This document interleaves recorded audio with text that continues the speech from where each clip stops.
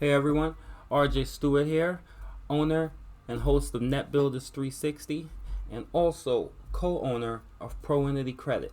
And today I want to talk to you a little bit about how you can choose good accounts to boost your credit. You create and choose good accounts to boost your credit.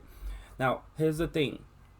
I know when a lot of people hear credit, they think of the worst case scenario, or they think the harshest things. But credit it's a fickle and it's a complicated thing to people that's unsure of how credit works. So I want to create a video series here where I give you guys a few tips and a few facts and methods to be able to maximize your credit score and be able to use credit to be able to do the things that you want to do, especially as business owners.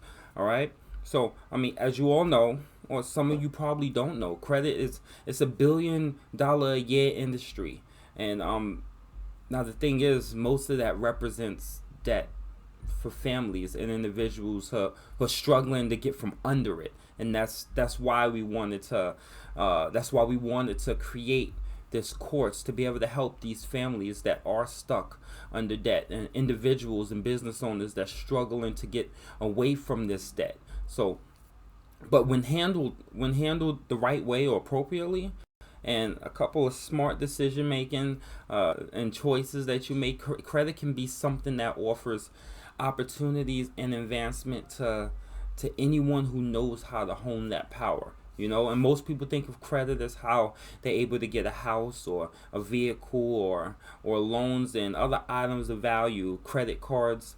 But credit is honestly also used to judge character about a person. When they're applying for rental or a job or almost any life advancement that you're after, credit is used as a judge of character. All right. So with this video in particular is we want to take the time and help you guys to be able to choose the right accounts to reflect good credit and then maintain those accounts to boost your credit. All right, your rating score, and just create more possibilities for your future. So first questions: how do you know which are good accounts to have and which ones are ones that you want to avoid? Because there's so many different accounts that could be obtained, and many of them are offered with some enticingly low rates and high limits. So a lot of people go for those accounts, but those aren't necessarily the accounts you should be chasing. All right. So the first step in determining the first step in determining accounts and which ones are worth your time is to actually read the fine print. See whether the low interest rate is going to balloon after a couple of months, or whether this high limit is going to create a level of temptation you might not be able to avoid. I've seen it happen hundreds of times. That high limit is, wow, it's staring you right in the face. I could do so much with this, but it's not free money. All right. Also, only work with banks and other companies that you trust. Try to avoid the ones that are new, that are unstable or unknown. Due diligence. Go and actually research it. We research everything else. Why would we not want to research that? Research the company that you're about to pretty much sign your life away to. Research. Besides being a smart choice for investing your time and money, and large and more well-known lending companies are better to have on your credit report because they lend more weight when others are considering to lend to you. So you have a bunch of companies that have no clout and that have no status out there, and you have them all on your credit report, and they're lending to you, but who are they? Who the hell are they? Who are they? They're no-name companies or just getting started up. But when you have the bigger, more well-known companies that are lending to you, then other companies are way more confident in lending to you because they know that Capital One just lent to you.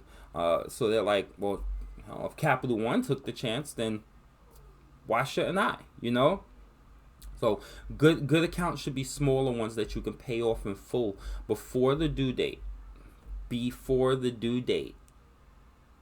Late payments affect your credit score, whether it be administrative error on the creditor side, or it be your payment got lost in the mail, or anything like that. Anything. It doesn't matter. They don't care about the excuse. The credit bureaus report a late payment. A late payment is shown. So, of course, we can always get it fixed, but it is there. So you want it paid in full before the due date.